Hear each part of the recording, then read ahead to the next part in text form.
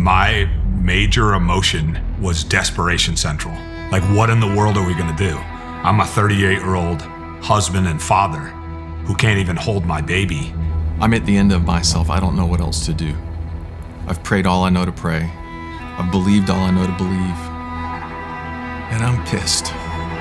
Most of my prayers were, if you're still the God that saves, can you heal me? At age 17, I had a stroke and I began to act and feel very different after the stroke.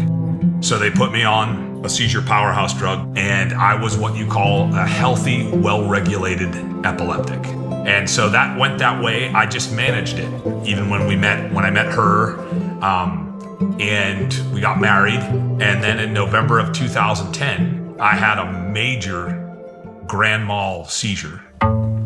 It was like 12:30 at night, and it was so dramatic. I had seen him have seizures before, but there was something totally different. It was very clear that something majorly had changed. Like, this was not going to be a seizure that he would come home from and it would be normal. It began this horrific 2 years of having 30 or so seizures a day. My dear brother, Charles Martin, showed up in the hospital, and he showed up with a Bible, and he said, if you'd have me, I can't fight for you, but I'll sure as heck fight with you. We were just in desperation. No one had any answers.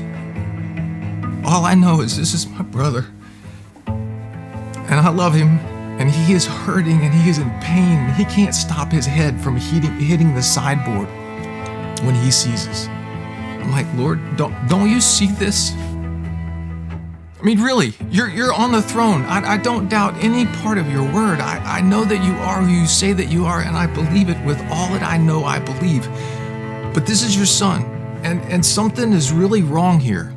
Help us.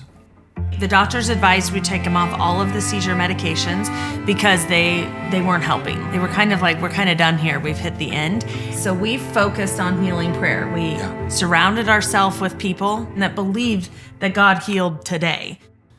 In Matthew 4:23-26, it says, they brought to him all who were ill, demoniacs, epileptics, and paralytics, and he healed them all. And it specifically mentioned my lifelong disease. And I literally said, if it says it, it's gotta be true. I began to take that word like medicine. I just clung to it. We lived, if the tomb is empty, anything is possible. Like, Lord, no one else can save me, but I know you can. Epilepsy is pretty much incurable. Like, he's not getting out of that. And then he showed up and saved me and did far beyond what we could have hoped or imagined. The first name God Most High gives the Israelites coming out of Egypt is Jehovah Rapha. I'm the Lord your healer. He's still that. He still does it. He hasn't changed. He's the same yesterday, today, and tomorrow. And the Lord was and is faithful.